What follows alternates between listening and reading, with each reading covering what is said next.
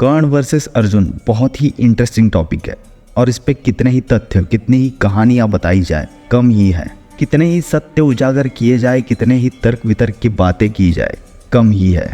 इस कम ही है में पूरा ब्रह्मांड समा जाता है। इसका अंत कभी नहीं होता। पर हमारी ओर से ये आखिरी वीडियो कर्ण वर्सेस अर्जुन पे। तो चलिए शुरू करते हैं उन्हीं 3 तीरों की सलामी के साथ। पिछले वीडियो में कई सारे कमेंट्स आए और मैं उन सबका धन्यवाद करना चाहता हूँ। सबको सवाल पूछने का अधिकार है और तर्क वितर्क करने का भी अधिकार है। और तर्क वितर्क में शब्दों का बड़ा महत्व है और शब्द ही हमारी संस्कृति के बोल है और शब्दों से ही हमारे संस्कार झलकते हैं। तो कमेंट करते वक्त शब्दों का जरा ध्यान रखें। तो चलिए शुरू करते हैं। कर्ण वर्सेस अर्जुन पार्ट 2। कर्ण के विचार पर कई बार अलग अलग राय आती है और ये सही भी है। हर व्यक्ति अपने अनुभव और सोच के आधार पर अपनी धारणा बनाता है। लेकिन हम जब महाभारत को ध्यान से समझते हैं तो एक बात हमें स्पष्ट रूप से समझ आती है। अधर्म पर हमेशा धर्म की जीत होती है।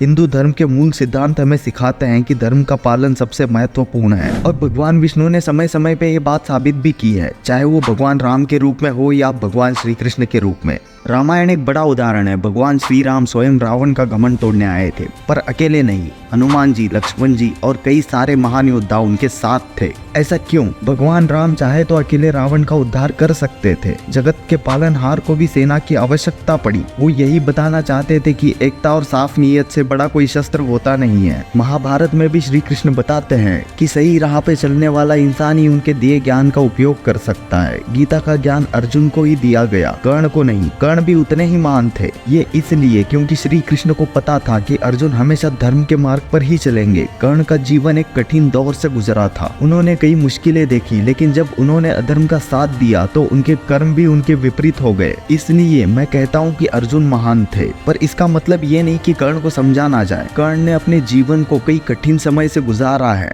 और ये देखते हुए हमारे मन में उनके बारे में संवेदना है। लेकिन धर्म और अधर्म का फर्क हर समय स्पष्ट होता है, चाहे वो बात श्री राम और रावण की हो या फिर लक्ष्मण और इंद्रजीत की या फिर अर्जुन और कर्ण की। फर्क हमेशा साफ रहेगा, कौन गलत कौन सही। इसलिए कल को अगर अभिमन्यु और वृषसेन की तुलना हो तो ध्यान रहे, अधर्म का साथ कभी सफल नहीं होता और ये बात हमें समझ जानी चाहिए। बात आती है कर्ण और अर्जुन के अंतिम युद्ध की। तो जब कर्ण अर्जुन से अंतिम युद्ध के लिए मैदान में आए तब वो कवच कुंडल पहने नहीं थे जो उन्हें अमरता प्रदान कर सकता था। इसके बावजूद उन्होंने अर्जुन का सामना साहस और आत्मविश्वास से किया और इस बात के लिए कर्ण की सराहना होनी चाहिए, क्योंकि कर्ण जैसा आत्मविश्वास हर किसी में नहीं होता। कर्ण कवच कुंडल के अलावा भी कुछ थे, उन्होंने ये सिद्ध किया है। अर्जुन ने श्री कृष्ण के कहने पर निहत्थे कर्ण का वध किया, जबकि कर्ण अपने रथ के पहियों को निकाल रहे थे। यहाँ अर्जुन के लिए धर्म और कर्तव्य का सवाल था। युद्ध भूमि में एक ऐसे योद्धा को समाप्त करना जो अधर्म के साथ है, ये धर्म की रक्षा के लिए उचित था। और इसे अगर गलत भी माना जाए तो पितामह भीष्म का वध, अभिमन्यु वध, द्रोणाचार्य वध, ऐसे कई सारे वध जो महाभारत में हुए थे,